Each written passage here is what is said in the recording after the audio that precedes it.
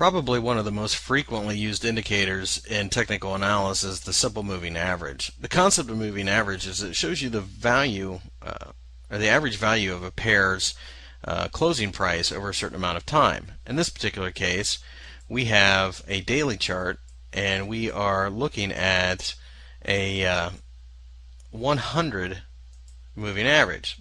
So what this means is it takes the average price over the last 100 days and plots it on a chart.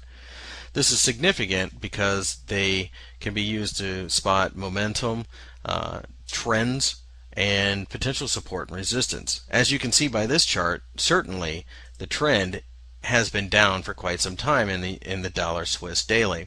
You can see the price rose up to the 100 moving average and consequently was rejected each time it got there.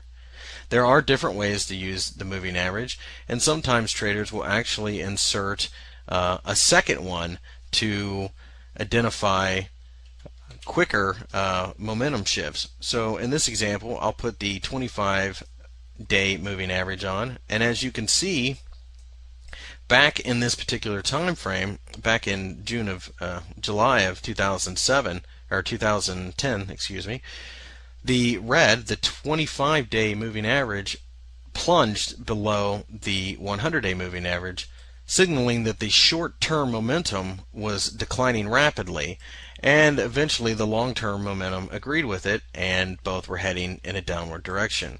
Using a moving average crossover system on that entry in July of 2010, you would have yet to get out of this trade.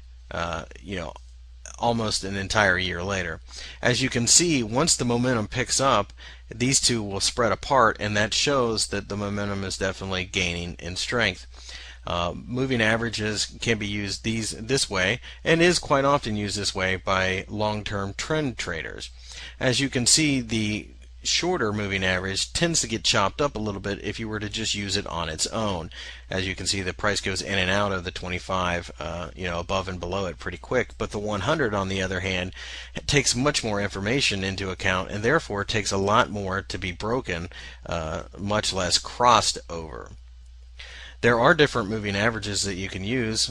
These are the simple moving averages, which is just the simple mathematical formula of a X amount of periods added together, divided by the periods that you're using, for example 100 or 25. But there are also exponential moving averages, which are just as common to see, and they give, through a fairly complex mathematical formula, a little bit more weight to the more recent candles. So for example, the 100 moving average might place a little bit more weight on the last 20 candles, as it shows it to be a little bit more sensitive to the recent price fluctuations.